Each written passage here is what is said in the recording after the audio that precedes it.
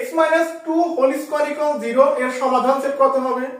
এই প্রশ্নটা পরীক্ষায় বারবার আসে, আমরা তারপরেও কেন জানি ভুল করি।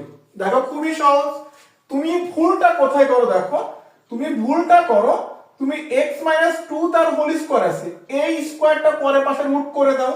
তুমি তো জানো 0 রুট করলে কত হয় 0। তো x - 2 ইকুয়াল তুমি কত পেয়েছো বলো?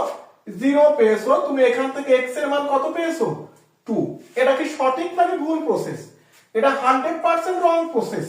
আমাদের সঠিক প্রসেসটা কি হবে?